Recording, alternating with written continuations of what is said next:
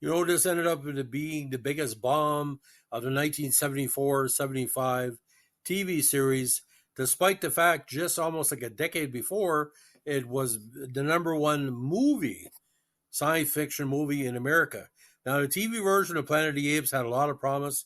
Great opening montage, especially with the gorillas holding up a gun in the shadow of a fading sun.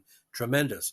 But I think what really hurt this, the two male leads, Ron Harper and James Naughton, didn't have the charisma to carry such a series. It would have been better, like a Jeff Bridges or Jan Michael Vincent.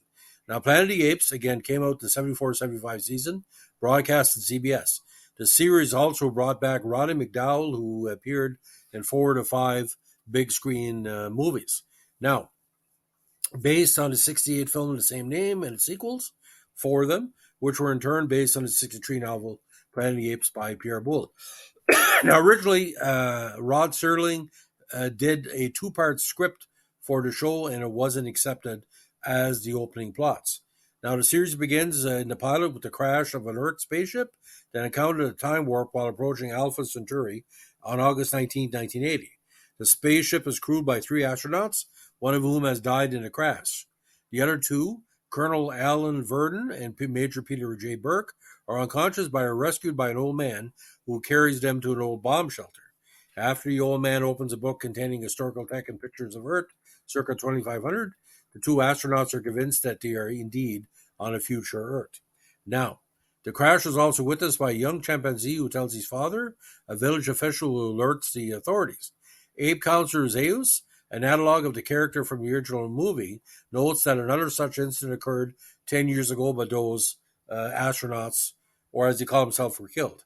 He orders the chief gorilla, security chief Urko, to find the humans and bring them back alive.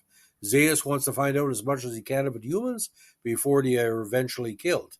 Zeus doesn't trust Urko to follow his orders and bring back any surviving humans, so he sends along his newly hired chimpanzee assistant, Galen, played by McDowell.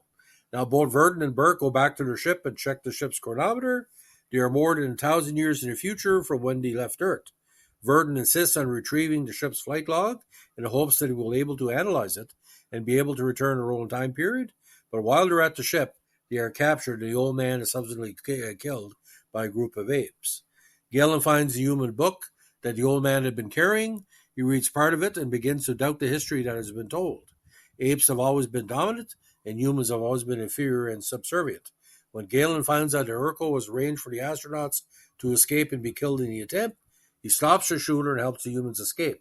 During the escape, a guard is killed, and Galen is found standing over him with a gun in his hand. Now, Galen discusses the book that he found with Zeus, who then accuses him of heresy. Galen is sentenced to death for his crime. Then Verdon and Burke find out about his sentence and rescue Galen. They are all then declared enemies of the state and become fugitives. You can imagine where we're going here. The 3 fugitives thereafter wander around the territory that used to be the western United States, having various encounters with apes, humans, and old human civilization roots. Now, the basic plot and the basic presentation was tremendous. Each episode was around 50 minutes, not leaving much for commercials. And it did good in its first couple episodes, especially in Canada, where I think it was shown on CTV. Now, but the problem with Ron Harper and James Naughton, God bless them, Starsky and Hutch lookalikes, couldn't carry a shitload of acting. James Naughton could never play science fiction, even though he had more success later on.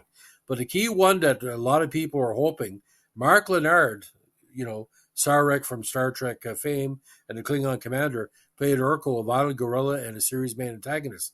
And he drew a lot of fans, but he didn't have enough guest stars to keep it going. Now, John Hoyt did show up as a chimpanzee prefect of Kamak, who had to introduce gladiatorial fights between humans and the gladiators, and whose horse later competes against Urko in a horse race. Of course, the beautiful Jacqueline Scott as a chimpanzee farmer's daughter. Now, episodes were written, the first 2 by Art Wallace, and then different sets. Now, the plots were very straightforward, with the titles like The Trap, The Good Seeds, The Legacy, Tomorrow's Tide, The Surgeon, The Deception, The Horse Race, The Interrogation, The Tyrant. So, like I said, the Tyrant, all different titles referring to the chase and release, where people catch them, someone gets away. Now, ratings were very terrible, even though the Canadian viewership was strong. By the 14th episode, we knew something was happening. Now, according to published reports, number 13, The Liberator, was a very controversial episode. It involved the creation of poisonous gas as a weapon of mass destruction.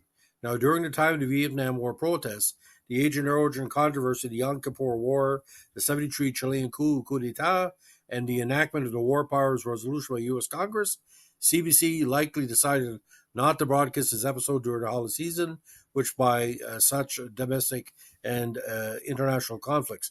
So episode 13 in certain territories was broadcast, especially in Canada, but certain ones in the States didn't show it. Now, initially, discussions for a Planet of the Apes TV series were made by producer Arthur Jacobs as early as 71. Because of the success of the movies, the idea of a TV series was delayed after completion of Battle for the Planet of the Apes during the first half of 73. However, soon after the premiere of Battle, Jacobs unexpectedly died, and his production company, Appjack Productions, sold all Planet of the Apes rights and privileges to Fox. Subsequently, television rights for the first three Planet of the Apes movies were sold to CBS and broadcast successfully during September 73. Based largely on high viewership of a movie week TV broadcasts, in some cases heavily edited, CBS began to disfavor other contenders for new sci-fi series, including Gene Roddenberry's Genesis 2, and favored proposals for a Planet of the Apes TV series. Fox and CBS then continued Jacobs' plan of a series the next year. Now, when CBS ordered 14 episodes of Planet of the Apes to be produced, it included a pilot.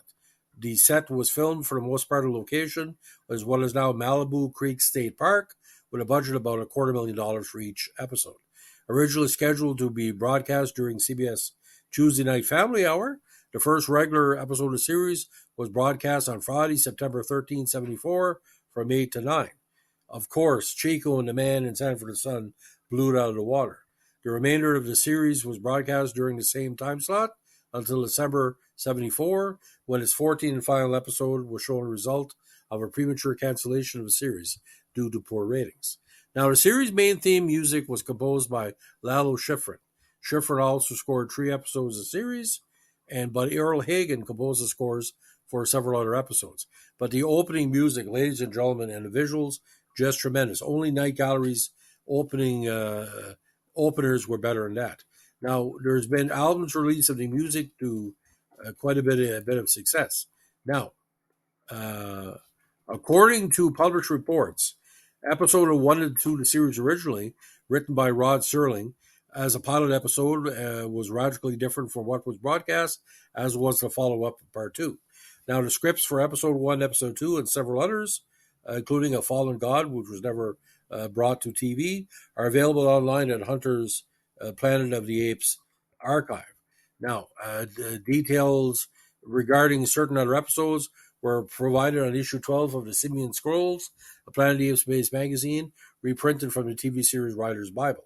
Now, again, the show was canceled after half a season because of poor ratings, due at least partly to direct competition by Sanford and Son and Chico the Man and NBC. Again, according to published reports, only 13 of his 14 episodes were broadcast, but all 14 were later included on DVD. It was later shown on reruns and on a sci-fi.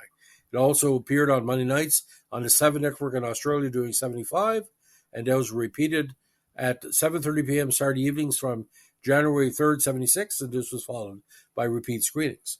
Now, broadcast in Britain in October of 74 until January 75, Scottish TV never broadcasted during 75, opting to broadcast Sail of the Century.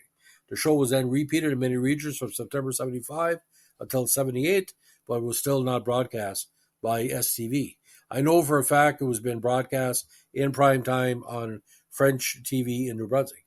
Now, the series then received its first UK-wide transmissions on Channel 4 in 94, and later Sci-Fi. Now, the TV movie compilations, we're going to talk about in a second, have also been screened on Sky Movies, True Entertainment, and the Horror Channel.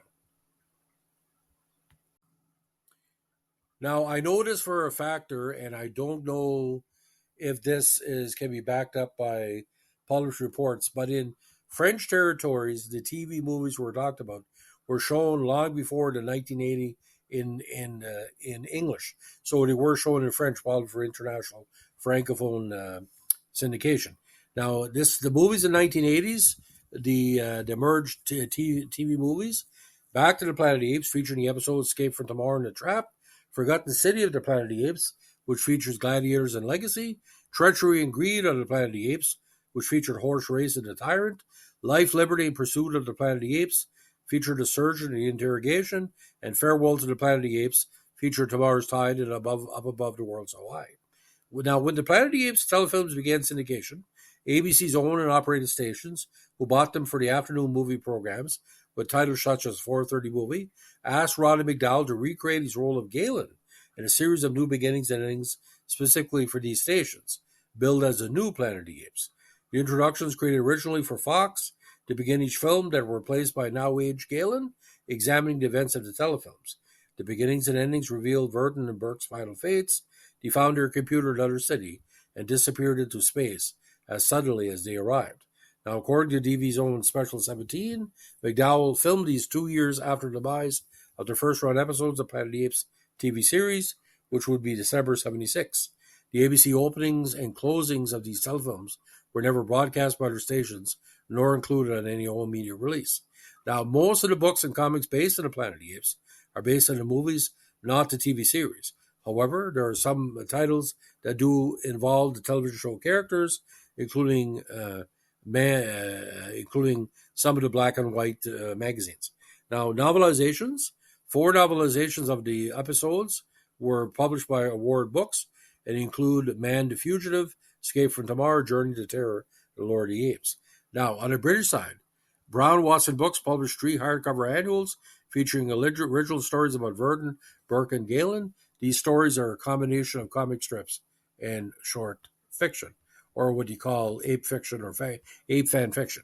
Now, Argentine comics, 7 Spanish-language comics were published in Argentina, written by Jorge Claudio Morin and Richard Barrio, and it's illustrated by Sergio Molca and T. Toledo.